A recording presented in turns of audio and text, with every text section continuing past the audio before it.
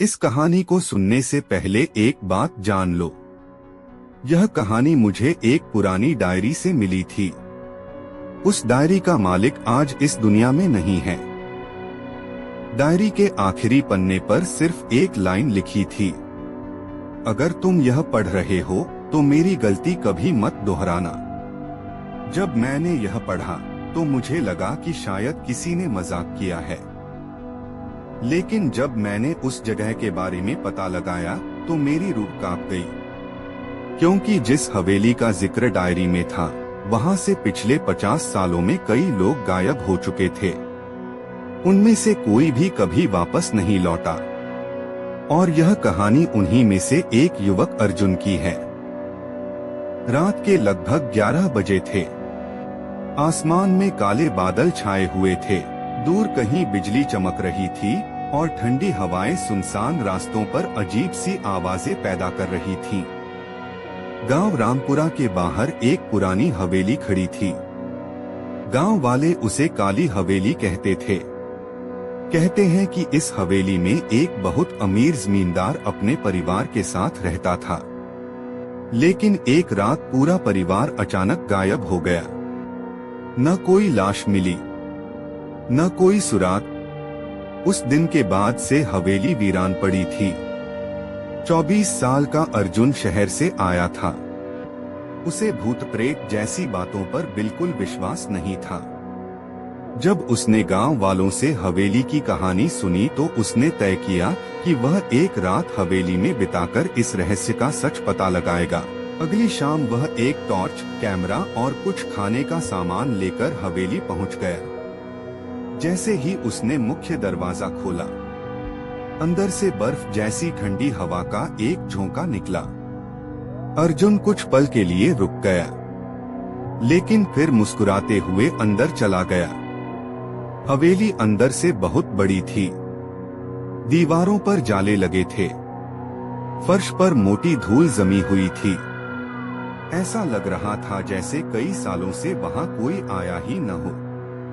अर्जुन ने कैमरा चालू किया और रिकॉर्डिंग शुरू कर दी। शुरुआत के 2 घंटे बिल्कुल सामान्य रहे, लेकिन रात के ठीक 12 बजे ऊपरी मंजिल से किसी के चलने की आवाज आने लगी।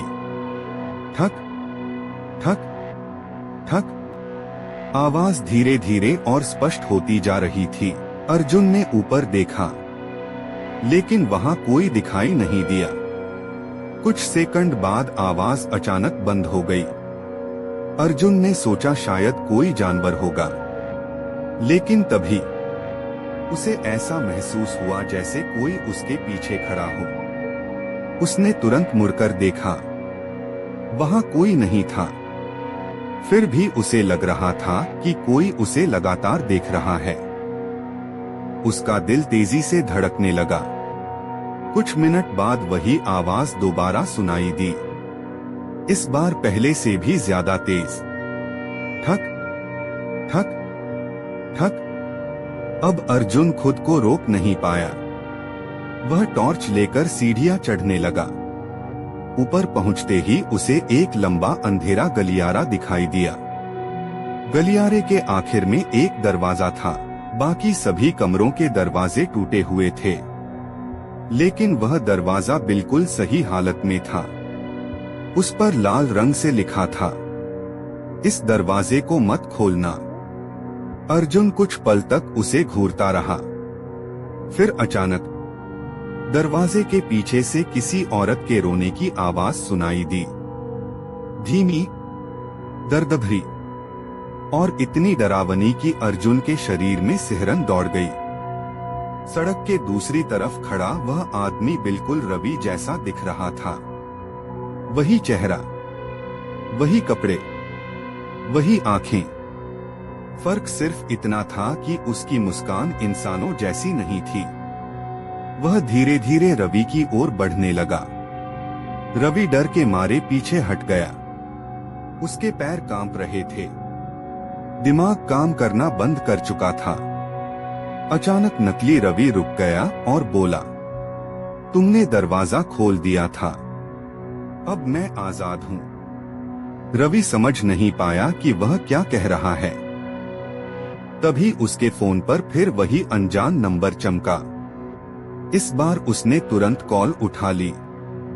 दूसरी तरफ से एक बूढ़े आदमी की आवाज आई, अगर जिंदा रहना चाहते हो तो उसकी आंखों में मत देखना। कॉल कट गई, लेकिन तब तक बहुत देर हो चुकी थी। रवि की नजर नकली रवि की आंखों से मिल चुकी थी। अचानक उसके सिर में भयंकर दर्द होने लगा। उसे ऐसा लगा जैसे कोई उसकी यादों को खींच रहा हो। बचपन की यादें, स्कूल की यादें, माँ की आवाज, सब कुछ धुंधला होने लगा। नकली रवि मुस्कुरा रहा था, जैसे वह रवि की पूरी जिंदगी अपने अंदर समेट रहा हो। रवि पूरी ताकत से भागा। सड़क पार करके वह एक पुराने मंदिर की ओर दौड़ पड़ा। गांव के बाहर स्थित वह मंदिर वर्षों पुराना था। लोग कहते थे कि वहां बुरी शक्तियां प्रवेश नहीं कर सकती। रवि हांफता हुआ मंदिर के अंदर पहुंच गया। जैसे ही उसने मंदिर की चौखट पार की, उसके पीछे दौड़ता नकली रवि अचानक रुक गया। उसके चेहरे पर पहली बार गुस्सा दिखाई दिया। वह मंदिर के बाहर खड़ा रह गया, लेकिन उसकी काली आंखें लगातार रवि को घूर रही थीं। मंदिर के अंदर एक बहुत बूढ़े पुजारी बैठे थे। उन्होंने रवि को देखते ही कहा, वह आखिर तुम्हें ढूंढ ही लिया। रवि हैरान रह गया। आप उसे जानते हैं? पुजारी ने गंभीर स्वर में कहा, वह कोई इंसान नहीं है, वह एक छाया है। वर्षों पहले इसी इलाके में कई लोग गायब हुए थे। बाद में पता चला कि उनकी जगह उनकी ही शक्ल वाली परछाइयां रहने लगी थीं। रवि के शरीर में सिहरन दौड़ गई। तो असली लोग कहाँ गए? पुजारी ने धीमे स्वर में जवाब दिया, कोई नहीं जानता। तभी मंदिर के बाहर से जोरदार धमाका हुआ। नकली रवि मंदिर की सीढ़ियों पर खड़ा था। उसकी मुस्कान अब और भी डरावनी हो चुकी थी। अचानक आसमान में बादल गरजने लगे। हवा तेज हो गई। मंदिर के दरवाजे अपने आप हिलने लगे। पुजारी ने एक पुरानी किताब निकाली। उसके पन्ने पीले पड़ चुके थे। उन्होंने किताब खोलकर एक चित्र दिखाया। चित्र देखकर रवि की सांस रुक गई। उस चित्र में वही चेहरा बना था, वही काली आंखें, वही मुस्कान, लेकिन चित्र के नीचे एक तारीख लिखी थी, 1889। रवि की आंखें फैल गईं। यह कैसे हो सकता है? पुजारी बोले, क्योंकि वह 100 साल पुरानी छाया है। वह मरती नहीं, बस नया चेहरा ढूंढती रहती है। उसी क्षण मंदिर की सारी मोमबत्तियां एक साथ बुझ गईं। चारों ओर घना अंधेरा छा गया और अंधेरे में किसी की धीमी हंसी गूंजने लगी। पहले बाहर से, फिर मंदिर के अंदर से। रवि का दिल जोर से धड़कने लगा, क्योंकि वह समझ चुका था, छाया अब मंदिर के बाहर नहीं थी, वह किसी तरह अंदर आ चुकी थी। और फिर उसके कान के पास एक ठंडी फुसफुसाहट सुनाई दी, अब कोई मुझे नहीं रोक सकता। रवि की सांसें तेजी से चल रही थीं। दरवाजे के नीचे से काला धुआं धीरे धीरे कमरे के अंदर फैल रहा था। कमरे का तापमान अचानक बहुत ठंडा हो गया। ऐसा लग रहा था जैसे किसी बर्फीली गुफा में खड़ा हो। बाहर से फिर आवाज आई, रवि, दरवाजा खोलो। और सबसे डरावनी बात यह थी कि वह आवाज बिल्कुल रवि की अपनी थी। रवि कांपते हुए पीछे हट गया। उसके हाथ से फोन लगभग गिर ही गया था। तभी फोन की स्क्रीन अपने आप जल उठी। स्क्रीन पर एक फोटो दिखाई दी। वह फोटो उसी कमरे की थी जिसमें रवि खड़ा था, लेकिन फोटो में एक चीज अलग थी। रवि के ठीक पीछे एक लंबी काली आकृति खड़ी थी। रवि ने तुरंत पीछे मुड़कर देखा। वहां कोई नहीं था। जब उसने दोबारा फोन की स्क्रीन देखी तो आकृति पहले से ज्यादा पास आ चुकी थी। अब उसका चेहरा साफ दिखाई देने लगा था। सफेद चेहरा, काली आंखें और होठों पर एक अजीब सी मुस्कान। रवि ने डरकर फोन फेंक दिया। उसी समय कमरे की अलमारी अपने आप खुल गई। अंदर से किसी के रोने की आवाज आने लगी, पहले धीमी, फिर धीरे धीरे तेज, जैसे कोई वर्षों से वहां बंद हो। रवि की हिम्मत जवाब दे रही थी। उसने दरवाजा खोलकर भागने का फैसला किया। जैसे ही उसने कुंडी पकड़ी, फोन पर एक नया मैसेज आया, दरवाजा मत खोलना, वह इसी का इंतजार कर रहा है। रवि रुक गया, लेकिन तभी बाहर से उसकी मां की चीख सुनाई दी, रवि बचाओ। यह सुनकर वह खुद को रोक नहीं पाया। उसने तुरंत दरवाजा खोल दिया। बाहर कोई नहीं था। पूरा गलियारा खाली पड़ा था, सिर्फ अंधेरा, और सीढ़ियों के पास एक पुरानी गुड़िया पड़ी थी। रवि ने उसे पहले कभी नहीं देखा था। गुड़िया का एक हाथ टूटा हुआ था और उसकी आंखें काली थीं। अचानक गुड़िया का सिर धीरे धीरे उसकी तरफ घूम गया। रवि का खून जम गया। वह भागकर नीचे की ओर दौड़ा। सीढ़ियां उतरते समय उसे लगा जैसे कोई उसके पीछे दौड़ रहा हो, लेकिन पीछे मुड़ने की हिम्मत नहीं हुई। नीचे पहुंचकर उसने अपनी मां को आवाज दी। कोई जवाब नहीं मिला। पूरा घर असामान्य रूप से शांत था। तभी रसोई घर से बर्तनों के गिरने की आवाज आई। रवि दौड़कर वहां पहुंचा। रसोई खाली थी, लेकिन दीवार पर लाल रंग से कुछ लिखा हुआ था, तुम देर से आए। रवि पीछे हट गया। अचानक पूरे घर की लाइटें एक साथ जलने बुझने लगी। हर बार अंधेरा होने पर उसे लगता कि कोई उसके और करीब आ रहा है। एक बार रोशनी गई, फिर आई, और इस बार सामने खिड़की के पास एक परछाई खड़ी थी। रोशनी फिर गई।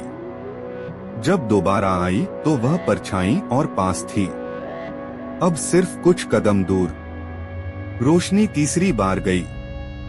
रवि की धड़कन रुकने जैसी हो गई। जब रोशनी वापस आई तो सामने कोई नहीं था, लेकिन उसके कान के बिल्कुल पास किसी ने फुसफुसाकर कहा, मैं तुम्हें ढूंढ चुका हूँ। रवि चीख पड़ा। वह भागकर मुख्य दरवाजे की ओर दौड़ा और घर से बाहर निकल गया। बाहर सड़क पर पहुंचकर उसने राहत की सांस ली। उसे लगा कि अब वह सुरक्षित है। लेकिन तभी उसकी नजर सड़क के दूसरी तरफ पड़ी। वहां एक आदमी खड़ा था, काले कपड़े, सफेद चेहरा, और उसकी आंखें पूरी तरह काली थीं। आदमी धीरे धीरे मुस्कुराया। फिर उसने अपना हाथ उठाकर रवि की ओर इशारा किया। रवि ने ध्यान से देखा और उसका दिल बैठ गया। वह आदमी कोई और नहीं, खुद रवि था। बिल्कुल उसकी ही शक्ल, उसी के कपड़े, उसी का चेहरा। और तभी नकली रवि मुस्कुराकर बोला, अब मेरी बारी है तुम्हारी जिंदगी जीने की। रवि का शरीर डर से कांप उठा। अंधेरे में वही आवाज गूंजी, अब कोई मुझे नहीं रोक सकता।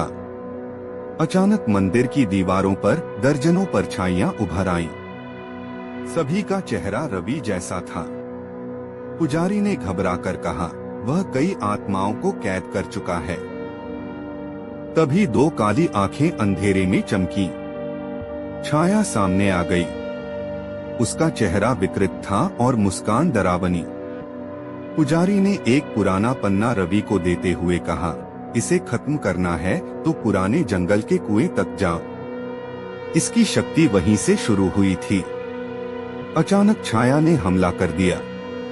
पुजारी दूर जा गिरे और चिल्लाए, भागो रवि। रवि जंगल की ओर दौड़ पड़ा। तेज बारिश हो रही थी। कुछ देर बाद उसे एक पुराना कुआं दिखाई दिया। जब उसने अंदर झांका तो उसकी सांस रुक गई। कुएं में सैकड़ों चेहरे कैद थे। उनमें उसकी माँ भी थी। रवि, हमें बचाओ, माँ रो रही थी। तभी पीछे से एक आवाज आई, बहुत देर हो चुकी है। रवि ने मुड़कर देखा। छाया उसके पीछे खड़ी थी और उसके साथ सैकड़ों काली परछाइयां भी। रवि धीरे धीरे पीछे मुड़ा, लेकिन वहां कोई नहीं था। जंगल बिल्कुल शांत था। फिर भी उसे साफ महसूस हो रहा था कि कोई उसे देख रहा है। वह तेजी से घर की ओर लौट गया। सुबह होने लगी थी। सूरज की रोशनी देखकर उसे लगा कि सब खत्म हो चुका है। घर पहुंचते ही उसकी मां ने दरवाजा खोला। उन्हें देखकर रवि की आंखों में आंसू आ गए। सब कुछ सामान्य लग रहा था, लेकिन रात को सोते समय उसे एक अजीब बात दिखाई दी। उसके कमरे के आईने पर उंगलियों से लिखा था, मैं अभी भी यहाँ हूँ। रवि घबरा गया। उसने तुरंत लिखावट मिटा दी, लेकिन अगले दिन आईने पर फिर वही शब्द दिखाई दिए। इस बार नीचे एक और लाइन लिखी थी, पीछे मत देखना। रवि का दिल जोर से धड़कने लगा। धीरे धीरे उसने आईने में देखा। आईने में उसका कमरा दिखाई दे रहा था, लेकिन एक चीज गलत थी। आईने में उसके पीछे एक काली आकृति खड़ी थी। जब रवि ने पीछे मुड़कर देखा, वहां कोई नहीं था। फिर उसने दोबारा आईने की तरफ देखा। अब वह आकृति पहले से ज्यादा पास आ चुकी थी और उसके चेहरे पर वही पुरानी मुस्कान थी। तभी आईने का शीशा अपने आप चटकने लगा। टक टक टक, और दरारों के बीच से एक काली आंख रवि को घूरने लगी। रवि के हाथ कांपने लगे। डायरी 25 साल पुरानी थी, लेकिन उस पर उसका ही नाम लिखा था। उसने जल्दी से अगले पन्ने खोले। अंदर लिखा था, मेरा नाम रवि है। अगर तुम यह पढ़ रहे हो तो हमारी किस्मत एक जैसी है।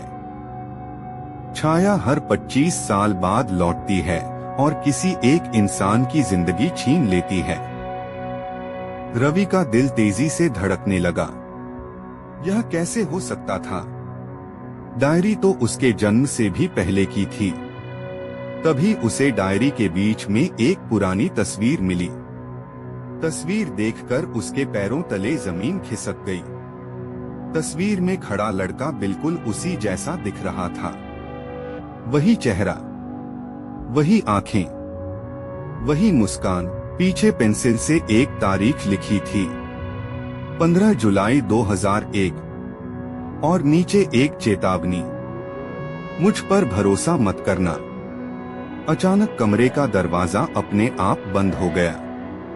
धड़ाम, कमरे में ठंडी हवा भर गई। रवि ने घबराकर पीछे देखा। कमरे के कोने में कोई खड़ा था, लंबी काली आकृति। धीरे धीरे वह रोशनी में आई। रवि की सांस रुक गई। वह कोई भूत नहीं था, वह वही लड़का था जो तस्वीर में दिखाई दे रहा था। उसने मुस्कुराकर कहा, मैं पहला रवि हूँ और अब तुम्हारी बारी है। तभी पूरे कमरे की दीवारों पर काले हाथों के निशान उभरने लगे।